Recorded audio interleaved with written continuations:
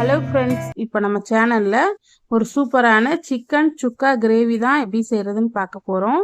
இது ரொம்பவே சூப்பராக இருக்கும். இது செய்கிறதுக்கு கொஞ்சமாக கல்பாசி, ஒரு 5 ஏலக்காய், 5 கிராம்பு, அரை அன்னாசிப்பூ, ஒரு 4 துண்டு பட்டை, ஒரு 10 பல் பூண்டை தோலோடு எடுத்து நல்லா தட்டி எடுத்து வச்சுக்கோங்க.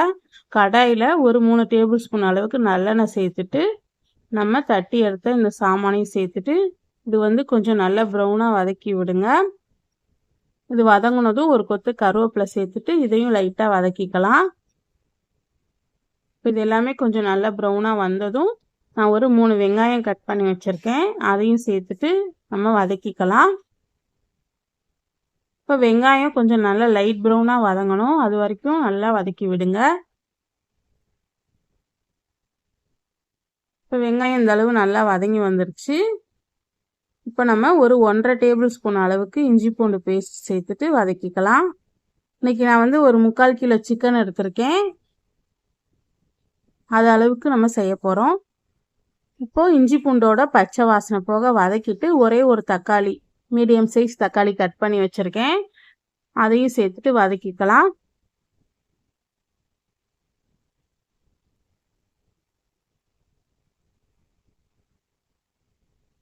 இப்போ வெங்காயம் தக்காளி வதங்கும் போதே ஒரு 1/4 டீஸ்பூன் மஞ்சள் தூள், 1 டீஸ்பூன் அளவுக்கு மிளகாத்தூள், 1 டேபிள் ஸ்பூன் மல்லித்தூள், அப்புறம் 1 டீஸ்பூன் உப்பு சேர்த்து வதக்கிக்கோங்க.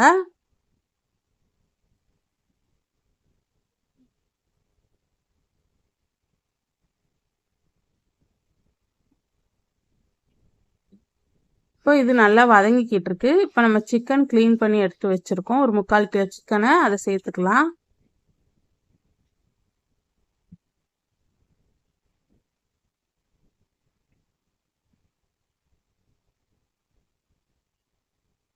இப்போ சிக்கன் எல்லாத்தையும் சேர்த்துட்டு இதை ஒரு 2 நிமிஷத்துக்கு நல்லா வதக்கி விடுங்க.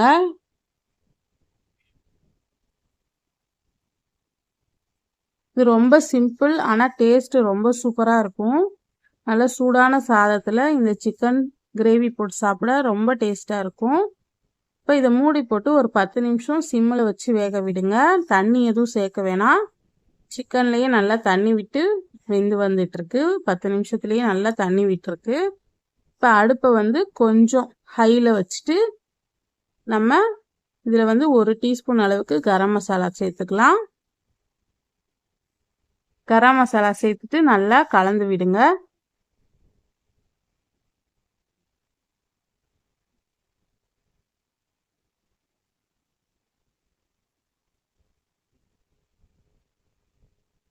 இப்போ நான் மிளகுத்தூள், இது ஒரு டேபிள் ஸ்பூன் அளவுக்கு எடுத்திருக்கேன், அதையும் நல்லா சேர்த்துக்கலாம். சேர்த்துட்டு மூடி போட்டு ஒரு 10 நிமிஷம் வேக விடுங்க. இப்போ 10 நிமிஷத்தில் கொஞ்சம் தண்ணி நல்லா சுண்டி வந்திருக்கும். இந்த டைமில் நல்லா இந்த மாதிரி கிளறி விடுங்க.